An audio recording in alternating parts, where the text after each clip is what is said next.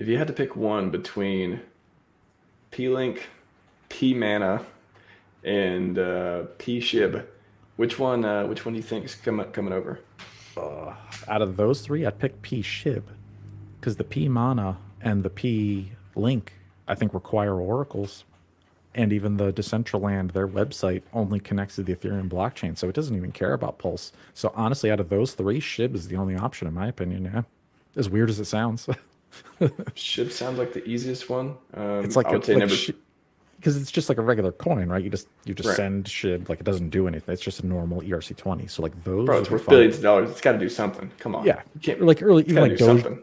Like Dogelon Mars, which half those coins are owned by Aubrey de Grey and the Methuselah Foundation. Oh, So like I'd rather hold Elon, and the ticker's Elon. Like I'd rather hold that for Pulse Chain because at least I know it'll work on the other side, and I know who owns half the coins. So that's I'm cool with that.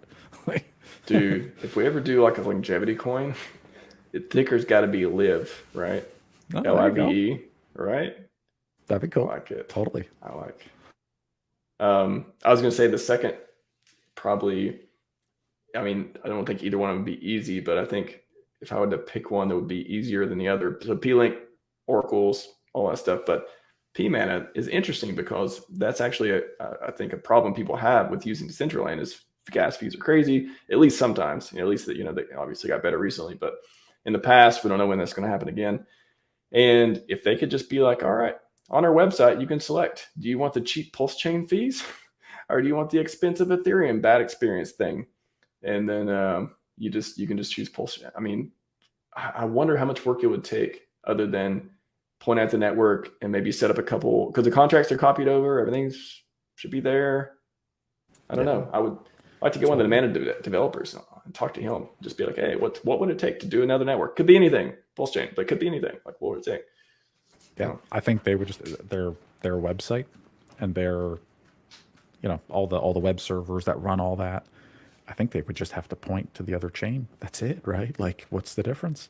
So for them, I think it'd be a huge upgrade for speed, and so we'll see. The problem is guys like that though, and like Mana and Chainlink and all those, a lot of other big projects you've heard of, they're like tied to ETH. They'll never leave. You know what I mean? Even no matter how good Pulse Chain is, like they're stuck there. So you're going to see a lot of that. so it'd be interesting to get some data on projects that have left Ethereum for other chains because of the benefits. And then we could compare and say, okay, like factor that into the likelihood we could get them to come to Pulse Chain or they would for whatever reason. I wonder, that'd be some good data to have.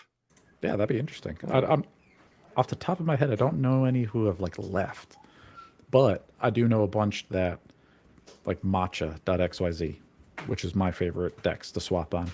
They support all the chains. Like you got Polygon and whatever, BSC and Ethereum and Optimism. And so I think those guys will, folks like that who do multi chain, they'll support Pulse Chain. So that'll be cool.